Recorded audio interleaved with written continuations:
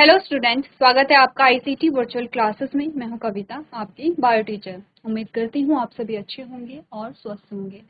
तो class start करेंगे अपना चैप्टर जिसका नाम है सेल स्ट्रक्चर एंड फंक्शन। और यहाँ पर हम बात कर रहे थे जो यूकैरियोटिक सेल है उसकी ऑर्गेनेलीज के बारे में। तो स्टार्ट करते हैं।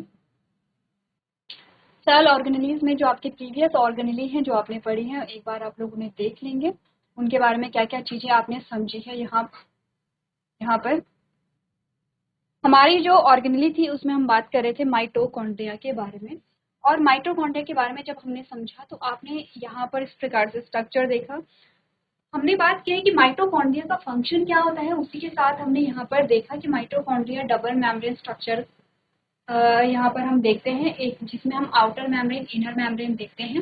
और आउटर और इनर मेम्ब्रेन के बीच में क्या है, यहाँ पे जो इंटरमेम्ब्रेन स्पेस है यहाँ पर वो पाया जाता है। और बीच में आपने कहा मैट्रिक्स पाया जाता है। इसी के साथ हमने कहा कि जो माइटोकॉन्ड्रिया है वो रेस्पिरेशन में हेल्प करता है, जिसमें हमने कहा ग्लूकोज ब्रेक डाउन हो करके एनर्जी रिलीज यहाँ पर करेगा। अब जो ग्लूकोज क्या करता है, एनर्जी रिलीज करता है, वो उसके क्या होते हैं, दो स्टेप यहाँ पर होते हैं। ग्लाइकोलिसिस 2 से 3 स्टेप होते हैं। ग्लाइकोलिसिस होती है, क्रैब साइकिल होता है और ऑक्सीडेटिव फॉस्फोराइलेशन होता है। क्लियर है।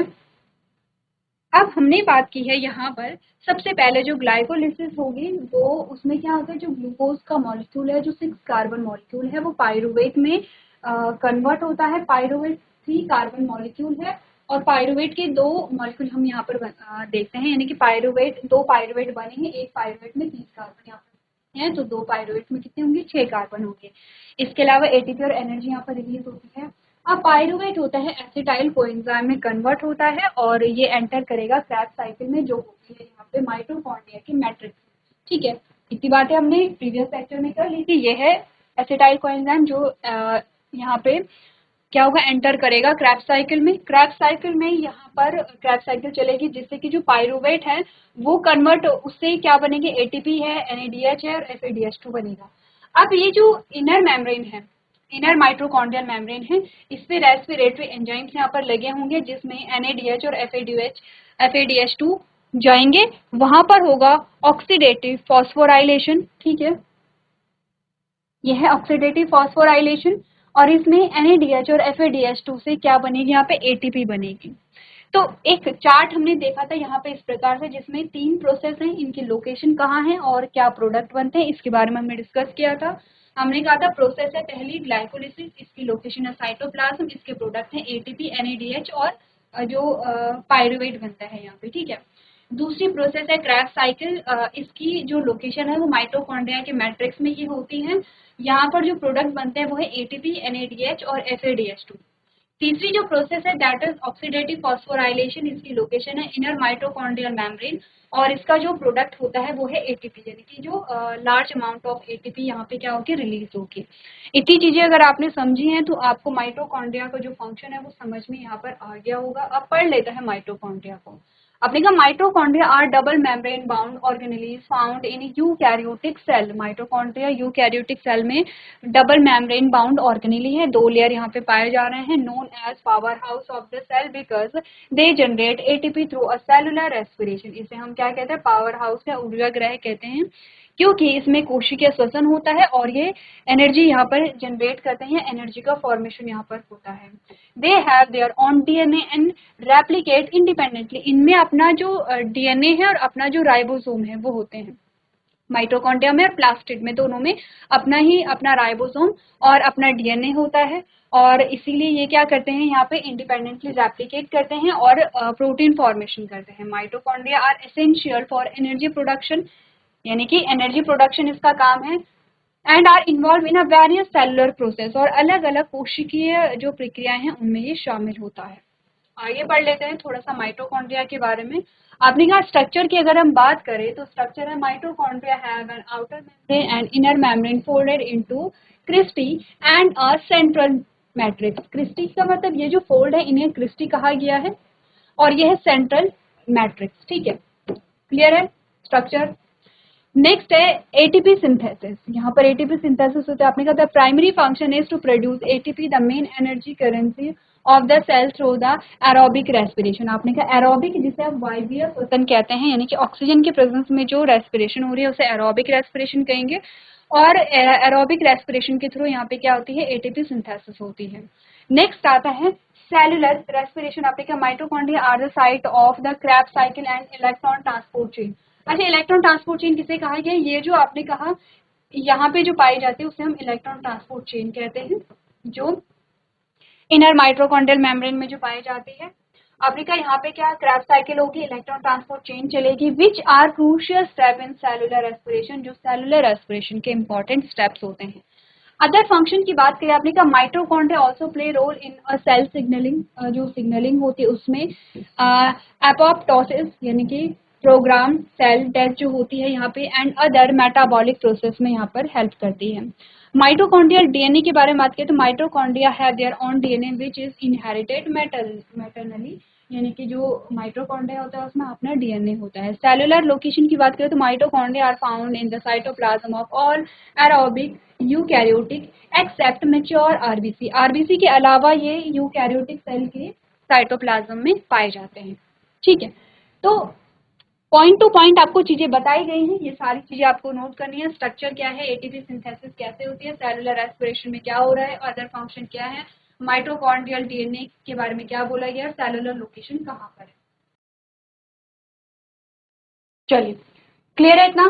अब आते हैं नेक्स्ट हमारी जो ऑर्गेनेली है दैट इज प्लास्टिड। तो सबसे पहले प्लास्टिड के बारे में ये जाने कि प्लास्टिड सिर्फ प्लांट सेल में पाए जाएंगे, एनिमल सेल में नहीं पाए जाते हैं। क्यों? क्योंकि आपने कहा प्लास्टिड के अंदर होते हैं पिगमेंट जैसे कि क्लोरोफिल, और क्लोरोफिल सिर्फ प्लांट्स का ही फीचर है, एनिमल का फीचर नहीं है। तो प्लास्टिड के बारे में पढ़ने से पहले थोड़ा सा हम प्लास्टिड के स्ट्रक्चर के बारे में बात करेंगे।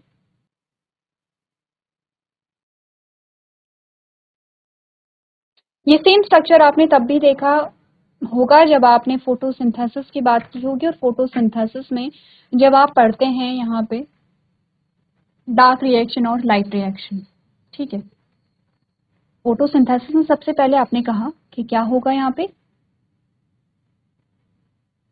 फॉर्मेशन ऑफ ग्लूकोज आप देखते हैं। आपने कहा फोटोसिंथेसिस में एक्चुअली में हो क्या रहा है, जो आपकी लाइट है यानी कि सनलाइट है उसका फंक्शन क्या है, आपने कहा कार्बन डाइऑक्साइड है उसका फंक्शन क्या है, आपने कहा क्लोरोफिल एक्चुअली में कर क्या रही है, क्योंकि छोटी क्लासेस में हमने क्या पढ़ा है कि फोटोसिंथेसिस क्या होती है, फोटोसिंथेसिस के लिए जो रॉ मटेरियल है वो क्या होता है, हमने इतनी चीजें पढ़ी हैं। अब आपके पास प्लांट फिजियोलॉजी और एनिमल फिजियोलॉजी दोनों ही हैं। प्लांट फिजियोलॉजी में आपके पास एक चैप्टर आता है फोटोसिंथेसिस, जिसमें आप डी पे देखते हैं कि क्या क्या एक्सपेरिमेंट हैं यहाँ पर फोटोसिंथेसिस से रिलेटेड, और फोटोसिंथेसिस में जो रॉ मटेरियल यूज हो रहा है उसका क्या क्या फंक्शन है, कहाँ कहाँ यूज है, जैसे वाटर का कहाँ यूज है। ठीक है, अब आपको ये देख करके इतना समझ आया है, सबसे पहले ये आपका पूरा जो स्ट्रक्चर है दैट इज क्लोरोप्लास्ट। ठीक है, क्लोरोप्लास्ट में आपके कुछ पिगमेंट होते हैं, जैसे कि आपने कहा क्लोरोफिल होगा, जैसे कि आपने कहा कैरोटेनॉइड होगा, जैसे कि ज़ैंथोफिल है। क्लोरोफिल ए और बी दोनों है।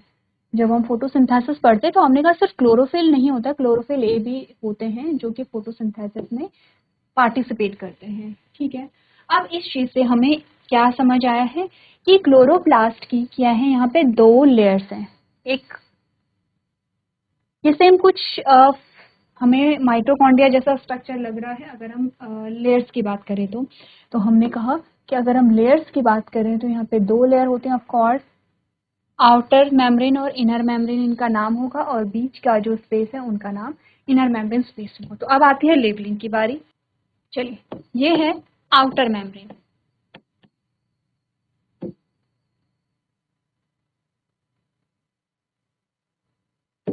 ये है इनर मेम्ब्रेन,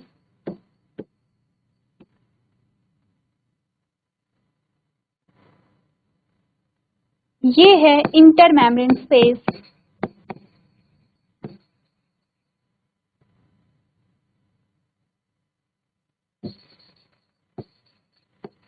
ठीक है। ये वाला जो पोर्शन है ये है स्टोमा। स्टोमा के लिए लेबलिंग हमारे पास जगह है। अच्छा, अब बात करते हैं थोड़ा सा, यहाँ पर आते हैं। आपने कहा ये वाला जो एक स्ट्रक्चर,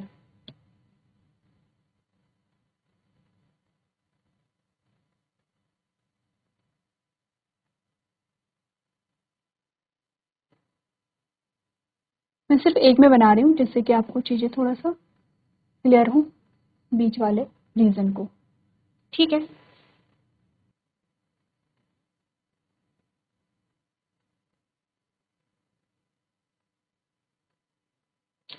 इस एक स्ट्रक्चर को, ये वाला जो एक स्ट्रक्चर है, इसको कहते हैं थाइलाकॉइड,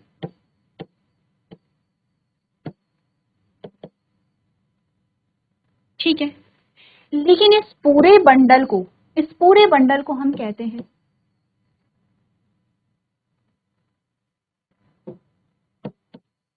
पूरे बंडल को हम कहते हैं ग्रेनम, ठीक है। ठीक है, इस पूरे बंडल को हम कहते हैं ग्रेनम। नेक्स्ट हमारे पास आता है यहाँ पर, ये पहले चले बीच वाले पोर्शन को नोट कर लेते हैं। ये वाला जो पोर्शन हमारे पास आता है that is lumen.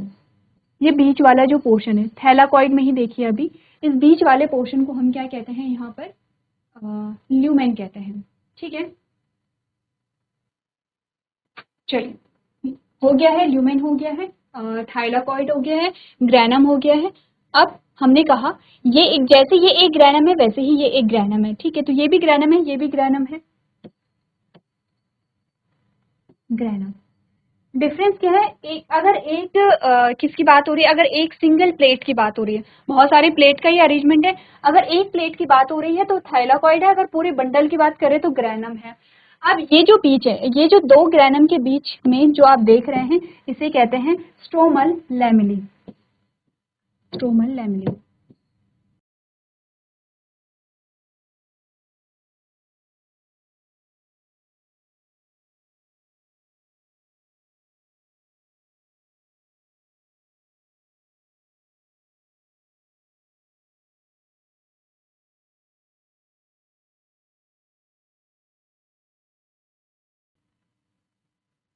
Stromal lamellae, ठीक है। क्लियर है इतना?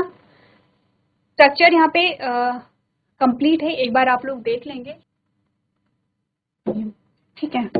अब हमारे पास आता है थोड़ा सा थैलाकॉइड पर अगर हम ध्यान देंगे तो थैलाकॉइड में जो है यहाँ पर होते हैं PS1 और PS2, ठीक है।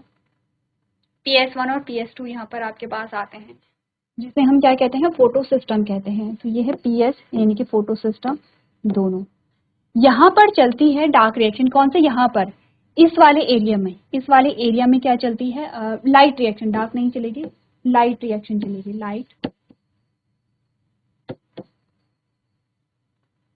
लाइट रिएक्शन, ठीक। इसमें क्या चलेगी, लाइट रिएक्शन चलेगी। दूसरा आपने कहा जो स्ट्रोमा वाला रीजन होता है वहां पर चलती है डार्क रिएक्शन। किसकी बात हो रही है, कौन से रिएक्शन की बात हो रही है, डार्क रिएक्शन, लाइट रिएक्शन। अपने को formation of glucose, breakdown of glucose तो कहाँ पर है, माइटोकॉन्ड्रिया में, लेकिन फॉर्मेशन ऑफ ग्लूकोज कहाँ पर होता है, आपने कहा जो प्लास्टिड है वहां पर। जब हमने कहा फोटोसिंथेसिस हो रही है, फोटोसिंथेसिस जो होती है वो दो पार्ट में कंप्लीट होती है। एक में पहली होती है लाइट रिएक्शन, पहली होगी लाइट रिएक्शन और दूसरी होगी यहाँ पे डार्क रिएक्शन। लाइट रिएक्शन में एक्चुअली में क्या बनती है, यहाँ पे एटीपी का फॉर्मेशन होता है, ठीक है। और डार्क रिएक्शन में एक्चुअली में यहाँ पे जो ग्लूकोज है, ग्लूकोज मॉलिक्यूल का फॉर्मेशन होता है, जिसे कैल्विन साइकिल जो आप पढ़ते हैं वो यहाँ पर पढ़ते हैं, ठीक है। इसके अलावा आपने कहा कि यहाँ पर क्या होता है, जब ब्रेकडाउन होता है वाटर का, जब आप फोटोसिंथेसिस पढ़ेंगे तो आप पढ़ते हैं कि जब यहाँ पर क्या बनता है, जो वाटर है H2O है, जब वो ब्रेकडाउन उसका होता है तो जो H प्लस आयन है वो यहाँ यूज हो जाते हैं और जो O2 है वो बाहर रिलीज हो जाती है, तो वो यहाँ पर रिलीज होती है। तो फोटो सिस्टम यहाँ पर लगे होंगे, यहाँ पर भी सेम फोटो सिस्टम लगे हैं, जो आपका ग्रेनम है वहां पर फोटो सिस्टम लगे होंगे। तो बेसिकली प्लास्टिड जो है उसमें आपकी फोटोसिंथेसिस परफॉर्म होती है, मेन जो फंक्शन होता है वो ये है। दूसरा फंक्शन ये है कि यहाँ पर इसी में आपने कहा कि chlorophyll A, chlorophyll b, xanthophyll और कैरोटीनॉइड, ये सारे पिगमेंट जो हैं वो यहाँ पर पाए जाते हैं, ठीक है। तो पिगमेंट के अलग अलग फंक्शन है, जैसे chlorophyll A, chlorophyll b, xanthophyll, कैरोटीनाइन, यहाँ पर ये फोटोसिंथेसिस को करते हैं। क्लोरोफिल ए जो है, हम देखते हैं कि क्लोरोफिल ए जो रिएक्शन सेंटर बनाता है, chlorophyll b, xanthophyll and carotenoid जो है वो एंटीना बनाते हैं। तो एंटीना क्या है, रिएक्शन सेंटर क्या है, आप फोटोसिंथेसिस जब आप पढ़ेंगे तब आपको समझ आएगा। अभी के लिए बेसिक सा स्ट्रक्चर देखिए, दो मेम्ब्रेन यहाँ पे पाई जा रही हैं, थाइलाकॉइड है, थाइलाकॉइड के बंडल को हम ग्रैनम कह रहे हैं। दो ग्रैनम के बीच में जो यहाँ पे कनेक्टिंग जो पार्ट है उसे हम स्ट्रोमल लैमेली कह रहे हैं यहाँ पर। और आपने कहा कि जो थैलाकॉइड है उस पे फोटो सिस्टम होते हैं, फोटो लाइट रिएक्शन होती है, जो स्ट्रोमा यहाँ पर आता है वहां पर। अच्छा, स्ट्रोमा आपने नोट नहीं किया है, ये है स्ट्रोमा, ये वाला जो रीजन है दैट इज स्ट्रोमा। स्ट्रोमा यहाँ पर क्या होती है, डार्क रिएक्शन होती है। क्लियर है? तो एक बार आप लोग डायग्राम, चलिए, तो आपने नोट यहाँ पर कर लिया होगा। एक बार आप लोग थैलाकॉइड जो आपका प्लास्टिड है उसके बारे में बात करके आएंगे, और थैलाकॉइड के जो स्ट्रक्चर है स्पेशली उसे आप यहाँ पर देख करके लेके आएंगे। तो आज के सेशन में हम इतना ही करेंगे। अभी तक क्लास में बने रहने के लिए आपका धन्यवाद।